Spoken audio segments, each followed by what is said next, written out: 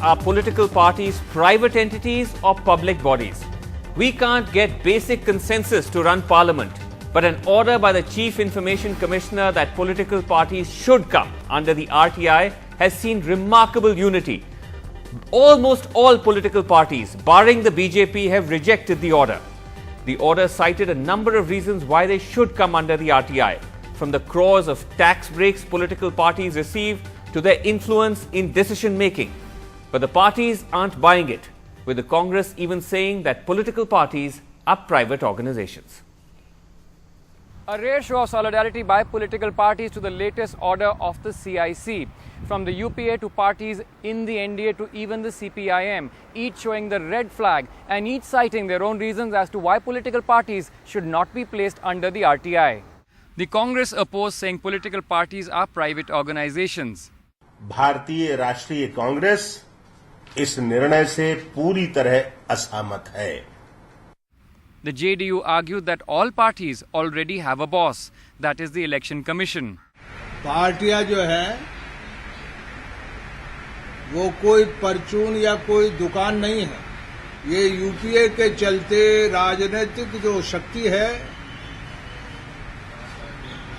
वो निरंतर कम की जा रही है. The CPM, while saying that they are willing to share their finances, questioned how a party's internal process could be open to public scrutiny.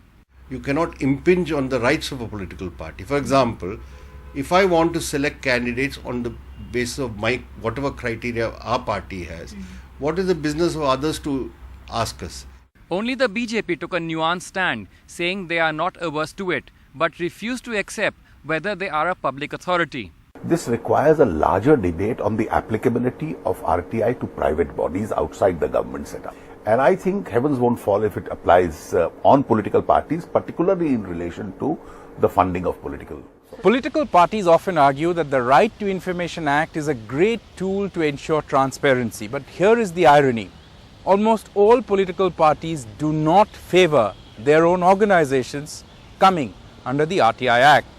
In fact, one of the petitioners before the Central Information Commission, the Association of Democratic Reforms or ADR, has already moved the Delhi High Court, telling the court that the court should not take up any legal challenge to the CIC order without listening to their version, that is the version of the ADR. Application of RTI Act is not going to affect the system. It is an opportunity for political parties to strengthen themselves and strengthen the system. The reasons spelt out in the Central Information Commission order are clear. All the 6 major political parties had received substantial funding or support from the government. The parties mentioned received 2,000 crores as tax exemptions in the past 5 years. The parties were also allotted prime land at subsidized rate by the government. For example, the Congress pays a measly 99,000 rupees per month for their offices in Lutyens, Delhi. The market rate over 50 lakhs. The BJP pays just 90,000 rupees for their 3 offices. Market rate almost 40 times the amount. Campaigners say the RTI order will go a long way in bringing in much needed transparency in political parties, including the source of funds. Most political parties in their income tax declarations show that a bulk of their funds come from contributions or coupons, which raises suspicion about the source of funds. While the political parties debate the significance of the order, the Central Information Commission also has given the 6 political parties 6 weeks within which to appoint public information officers to accept the RTI pleas. With Ketki Angre and Sandeep Hukan, Siddharth Pandey for NDTV.